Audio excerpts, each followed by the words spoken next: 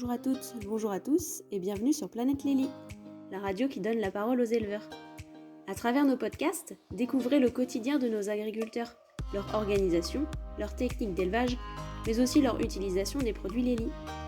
Aujourd'hui, nous nous rendons sur la commune de Guémené-Penfao, en Loire-Atlantique. Nous y retrouvons Jean et Michel du GAEC de Tréfou.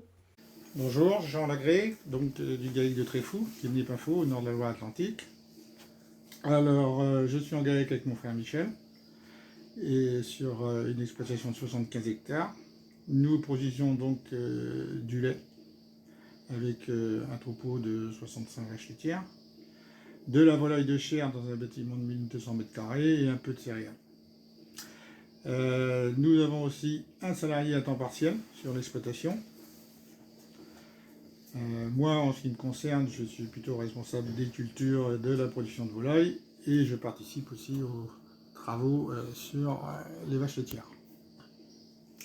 Bonjour, Michel Lagré. Bon, je m'occupe plutôt moi, de la partie laitière. Je m'occupe de l'alimentation, de la reproduction et tout ce qui est suivi génisse. Donc aujourd'hui, avec Jean et Michel, on va s'intéresser à un sujet primordial dans les élevages. C'est bien sûr la qualité du lait.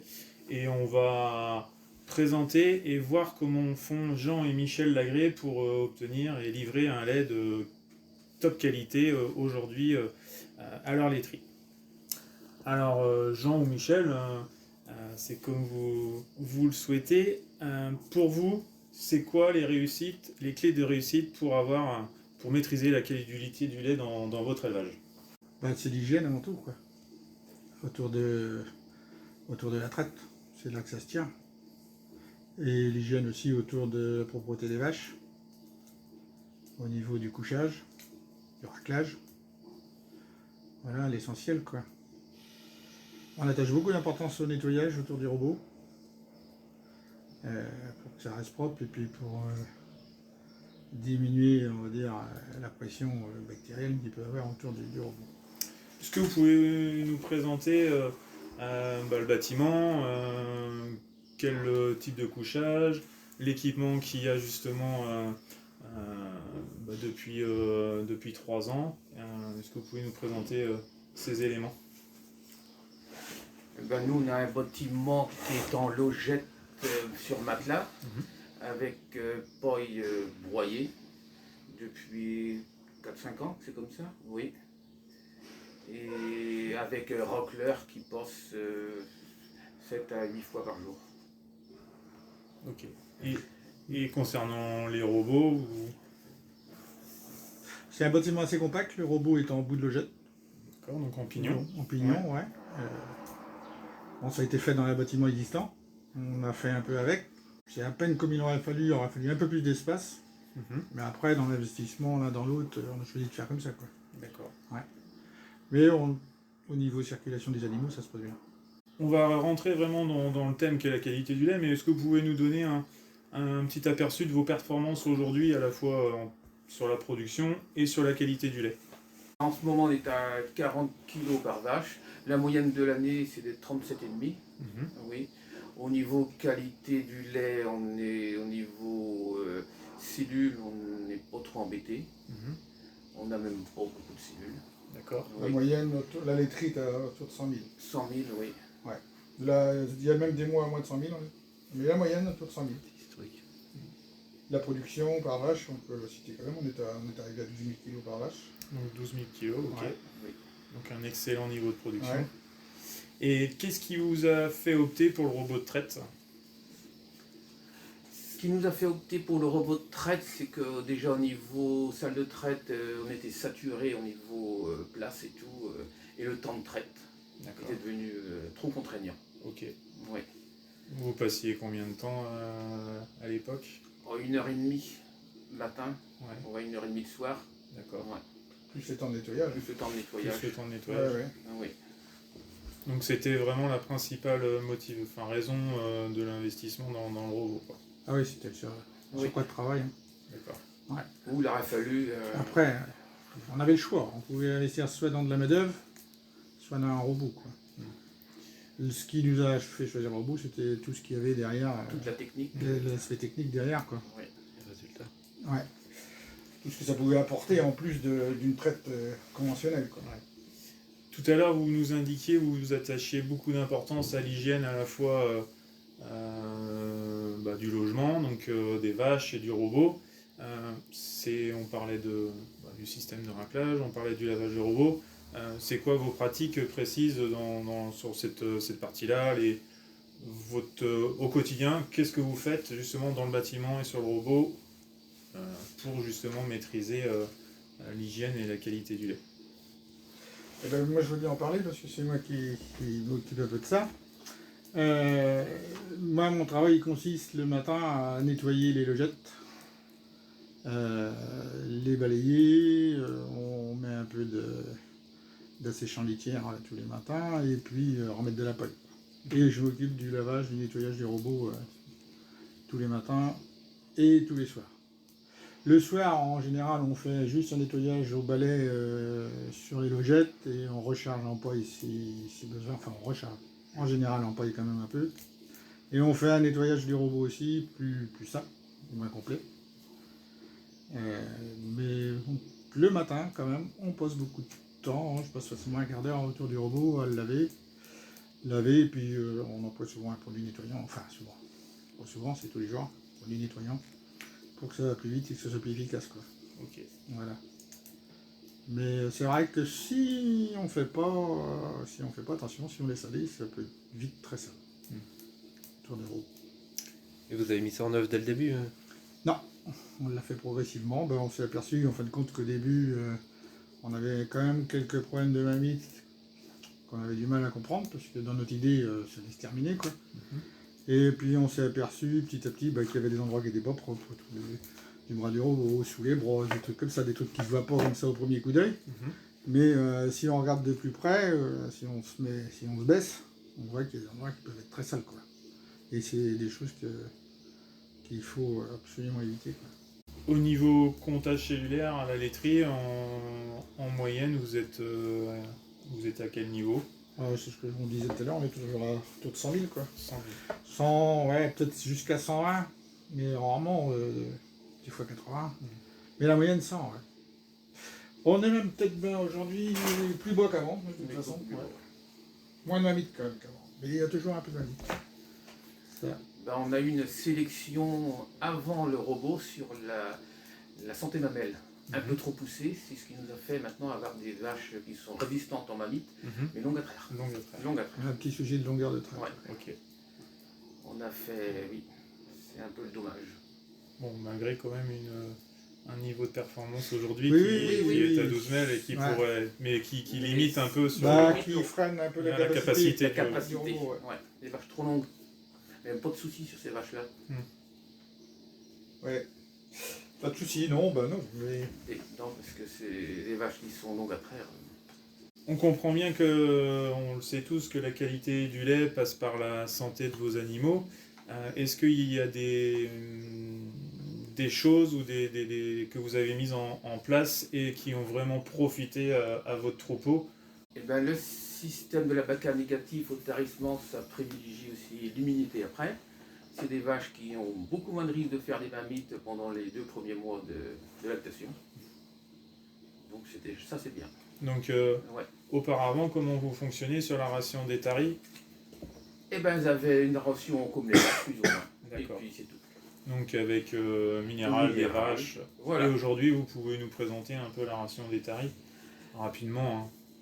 Oui, la ration des taris, c'est 20 kg de maïs en silage, 3-4 kg de paille, autour de 100 g de chlorure de magnésium, autour de 120 g de carbonate de calcium, autant de chlorure de calcium, et puis ça doit être... Déjà, Oui. une belle ration pour avoir des animaux en forme. Et autour du village, est-ce qu'il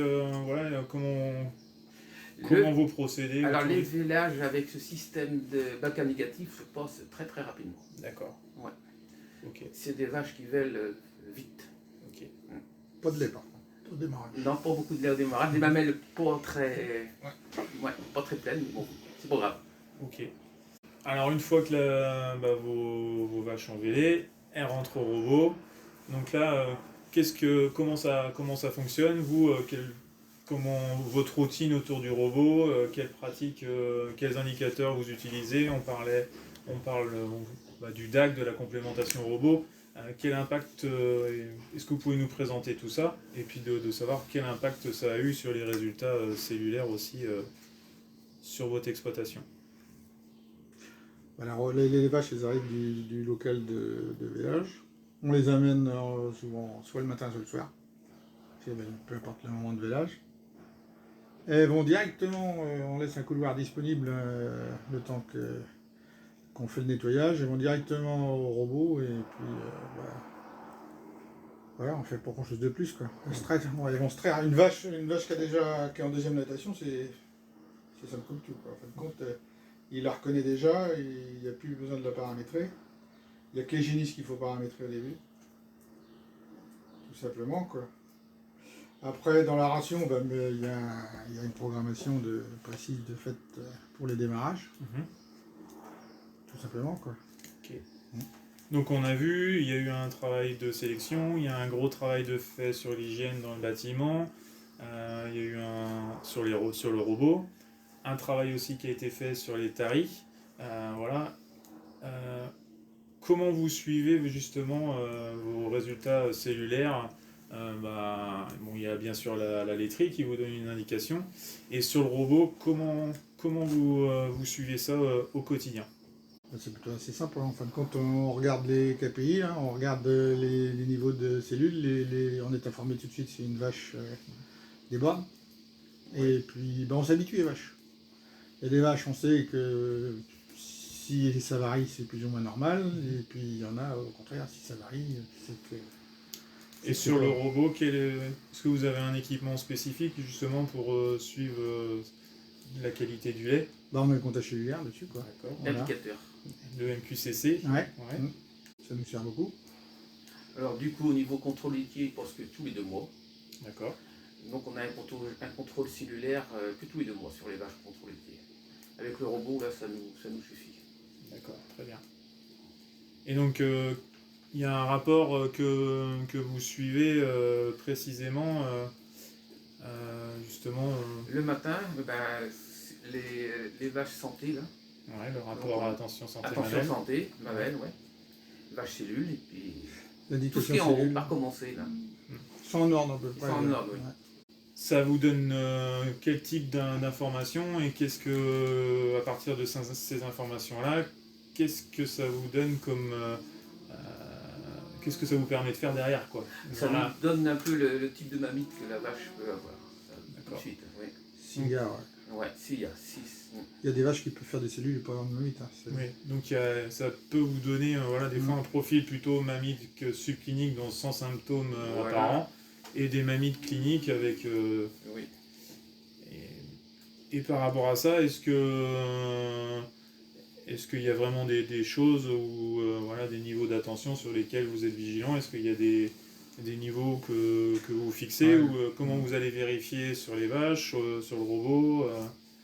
Oui, c'est vrai. À partir du moment qu'il y a un taux cellulaire qui augmente, et on vérifie la température du lait qu'on a sur le MQCC aussi, et si on vérifie la variation de production. S'il y a baisse de production, plus augmentation de cellules, plus augmentation de la température, forcément là, ça clash. Donc ça c'est le MQC2 et le compteur cellulaire, le MQCC, qui vont vraiment vous donner ces informations. Plus l'activité de la vache. Plus l'activité. Comparé à l'activité, oui, tout de suite, ouais. Donc ça on n'en a pas parlé, mais vos vaches sont équipées aussi de colliers, donc qui sont 365 jours sur 365, 24 heures sur 24 sur l'ensemble de vos animaux, et qui vont vous donner des informations d'activité. Rumination, ingestion, activité. D'accord. Et donc grâce à tout ça... on cible déjà le type de mamite qu'il peut y avoir, le type de souci. Le niveau surtout du problème, quoi. Est-ce que ces indicateurs vous ont aidé à à améliorer vos résultats, par exemple sur le nombre de mammites? Oui. Certaines vaches ne sont même pas traitées parce que c'est pas nécessaire. Mhm. On a vu que même ça se passait comme ça. D'accord. Ouais. Qu'autrement, ça le traite, il aurait fallu, par précaution. On traiter, arrive à suivre traiter. un peu, là, ouais. On arrive à suivre Ouais. l'évolution, on s'habitue un peu, quoi. Oui. Au fonctionnement, quoi. D'accord. Parce que, ouais, le traitement systématique, quand il n'y a pas besoin, c'est foutu, quoi. Est-ce que ça vous a permis aussi d'anticiper justement ou d'avoir une information plus tôt ou... Oui, et puis en plus, ça nous permet au niveau du tarissement de gérer les tarissements avec antibiotiques ou sans. Très bien, donc ouais, en fait vous avez un protocole qui, sur des vaches qui seraient infectées durant une bonne partie de leur lactation et puis des vaches Ouais. saines. Voilà. Donc qu'est-ce que vous faites exactement? Et bien, sur les vaches infectées, elles sont traitées systématiquement. D'accord. Et les autres, elles partent au champ comme ça. Ok, Ah ouais. Sans rien, ouais. Sans rien. sans rien. Est-ce que vous pouvez nous expliquer comment vous réalisez vos traitements ou vos tarissements voilà, est-ce que c'est des choses qu'on... Les traitements mammaires, on utilise des produits qui sont à injection une fois par jour, c'est déjà plus pratique. Mhm. Et puis souvent des fois un anti-inflammatoire, un antibiotique par voie générale pour être sûr de s'il faut. Mhm. Et autrement, oui, c'est ce qui est à peu près, oui. Ouais. On les passe au tri, quoi, en fin de compte. Oui. On a un parc de tri, donc c'est là que ça se passe.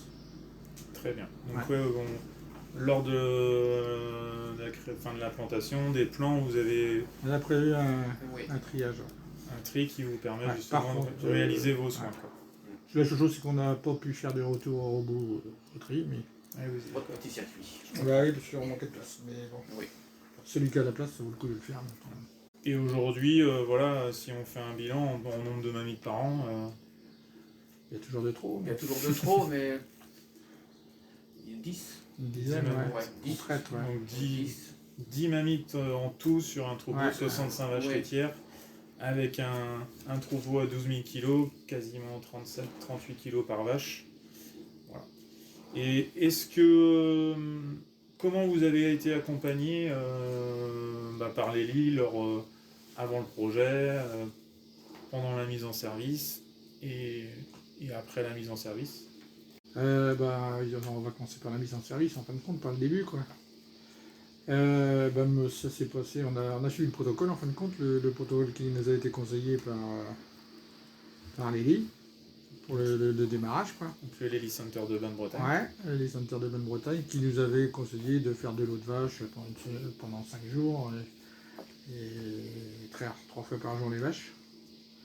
Ça s'est passé comme ça a été plutôt assez... ça s'est plutôt bien passé. On avait limité un peu le nombre de vaches. On avait taillé les vaches un peu avant, mais pas comme ça.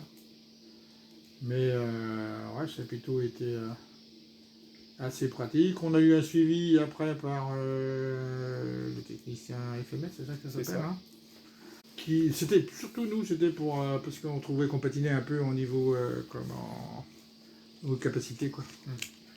Donc c'était pour évoluer à ce niveau-là. Ça a évolué depuis, malgré tout, mais il y a encore du progrès à faire, je pense. Là, ils nous ont fait changer les manchons, là, on est passé au manchon caoutchouc. Donc là, effectivement, là, il y a eu 0,2 kg par minute d'amélioration. Donc tout de suite, ça représente de 100 à 200 kg de lait à peu près, quoi, par jour. Donc ça a été un point important. Après, Rémi s'est vite rendu compte, en fin de compte, que le débit de traite était un frein quand même, sur l'élevage. On était à 2,8, 2,9, on était à 2,6 avant. Bon, l'objectif, ce serait d'arriver à 3, c'est clair. Ça permettrait de pousser le robot à 2500 kg par jour, quoi. Là, on est bridé à 2350, quoi. Ouais. Donc ça, c'est le principal levier et les marges de progrès qui sont C'est envisageables l'effet limitant. Ouais. C'est bah oui, c'est Et ça. sur la qualité de lait, pour revenir, c'est vraiment de continuer et de maintenir ce niveau de performance, j'imagine. Pas forcément, ouais. Minimum, quoi. Toujours.